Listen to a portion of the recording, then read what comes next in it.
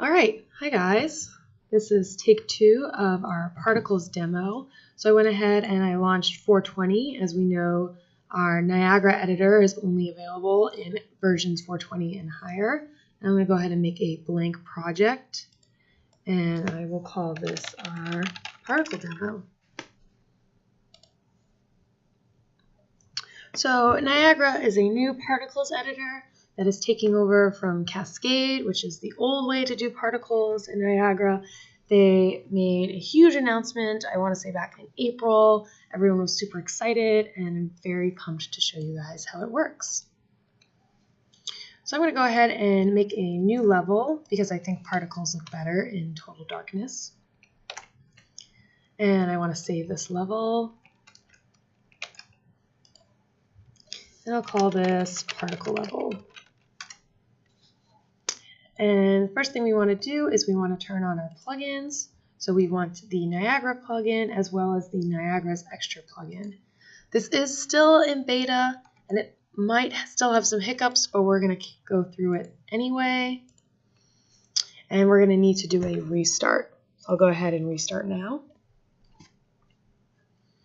And like anything that's in beta, there are still some hiccups. There aren't a ton of tutorials or forum posts yet, but I think that's going to grow exponentially in the next coming weeks and months. All right, so we are back into the darkness, and we have our plugins enabled, so we can close this. I'm going to make a new folder so everything stays organized, have all my special effects in one place. And we're going to need two things right off the bat. We are going to need an emitter. Emitter is what's responsible for emitting the particles, and we also need a system. And a system is essentially a container for one or more emitters. So you can't just have an emitter, you can't just have a system, you need to have both. And this is different than how they were handling this in Cascade. So I'm going to go ahead and open up our emitter. First thing you're going to notice is there's this weird orbital mode for scrolling. If you're used to Unreal, it's really going to mess you up. So I'm going to go ahead and turn that off. Also, this background makes it very difficult to see my particles, so I'm going to want to turn that off as well. And turn off show environment. All right, much better. So now we have our particles. Cool. And I need to go ahead and add this to my system. So in our system, we have nothing right now because we have to add the emitter. So I'm going to go to Track, Emitters, and add my emitter. And now we have the particles. Beautiful. I'm going to go ahead and compile and save. And if we were to bring in our system into our world, we have particles. I'm going to get rid of this for now. One fun thing you can do is you can add systems everywhere in the world and have particles shooting out like some crazy volcanic lava. So what I'm going to do is I'm going to open up our level blueprint, and I want to add the Niagara system to our world. So I'm going to go ahead and do add Niagara Component, and then in our details panel I can select which system I want to use. And just for fun, I'm going to have this triggered on a key press. P for particle makes sense to me. And because we are using our keyboard presses, I want to make sure that I turn enable input on.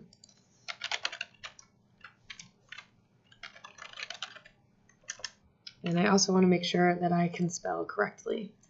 All right, great. So we'll need event begin play, so that turns on right away. And we'll need get player controller. All right, nice simple blueprint. And if we go to my particle system, there's a particle, there's another, there's another. So we have multiple particle systems spawning, but they're all in the same place, which isn't really what I want. I want them to spawn kind of at random all over the place. So you'll notice in our Niagara component that we have a relative transform input. So I'm going to go ahead and do make transform.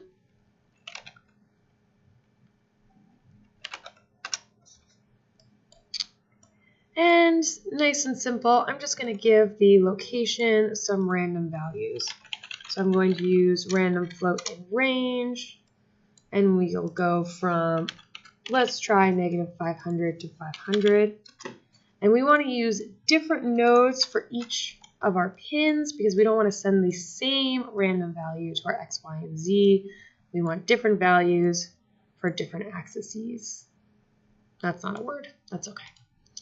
So I'm going to compile and save, and we'll run this. And now I have particles coming up all over the place, just like particle party. All right, that was fun. So something else we can do is we can have our particles attach themselves to a static mesh. So if I go into my emitter, the first thing we notice is that all of our particles already come with a lot of variables, and these are something that you can call later on in blueprints. But I want to add one for static mesh. I'm going to go ahead and select under Make New, Static Mesh. And I'm going to call this particles.static mesh. Doesn't really matter what you call it as long as you remember the name, because we are going to use this later in our blueprints. And I'm going to drag our particles.static mesh into our variables. And I'm just going to grab some boring static mesh, maybe like a cone or something. What do we have today? We have a cone. That'll work. You'll notice that it does not change anything. Our particles are still behaving like before. So we have to tell our particles that we want them to spawn onto the cone. Now to do this, we're going to need a module script. All right. So this is going to be our spawn script.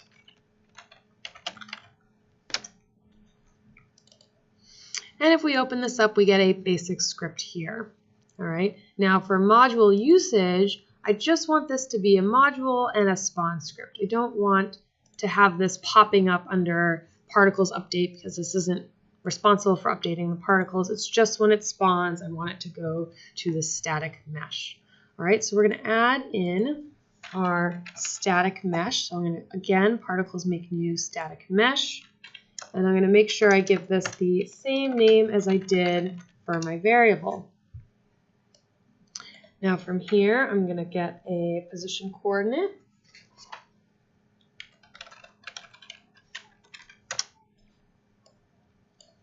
And I'm also going to do a random tri-coordinate.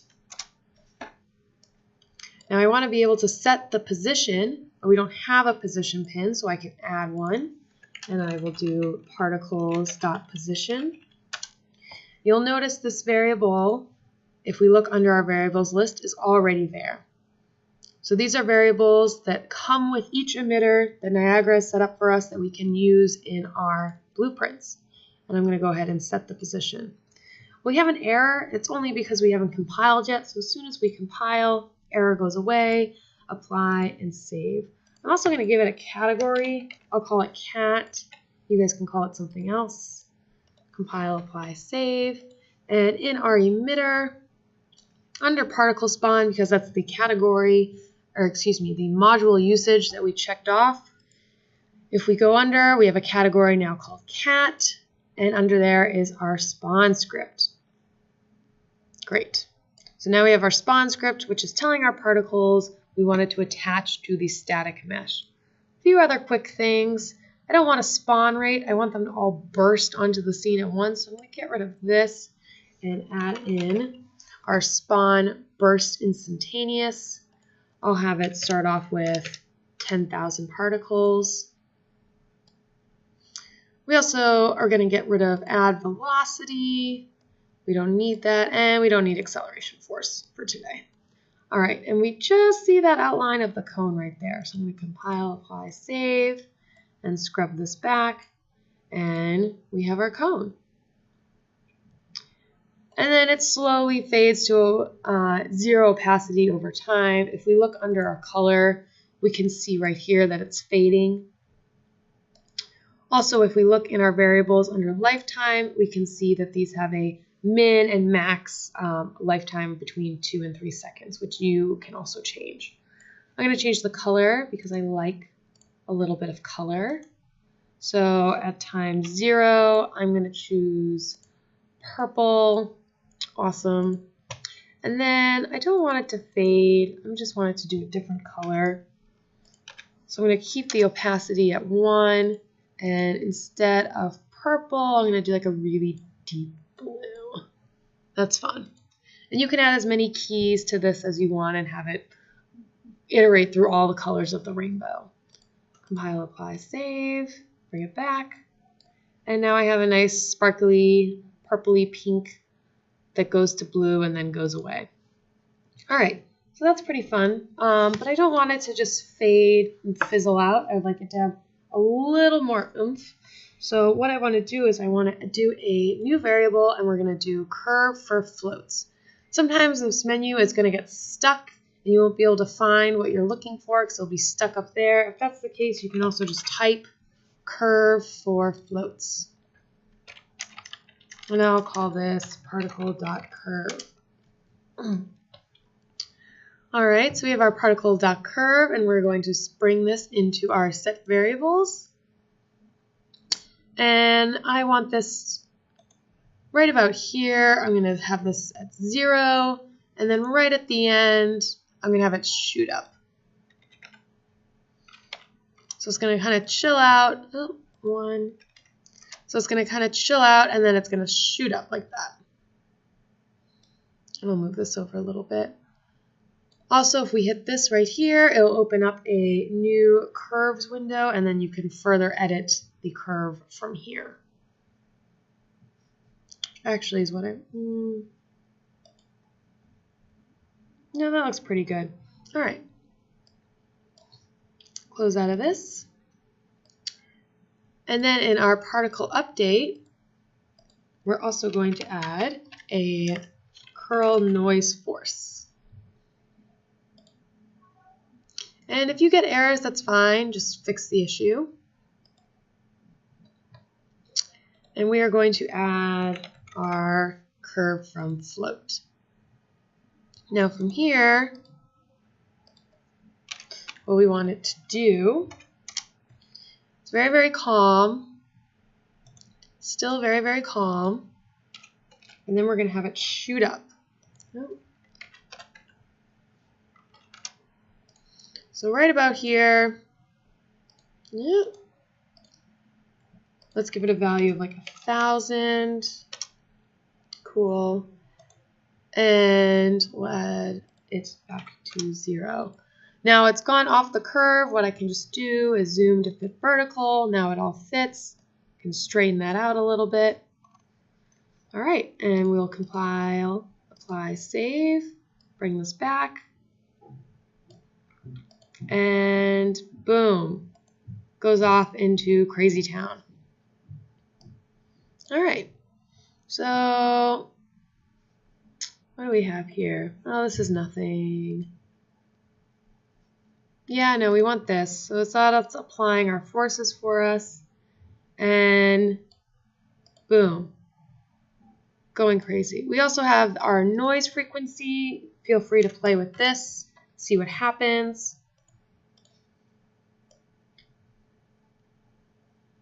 Oh, I like that.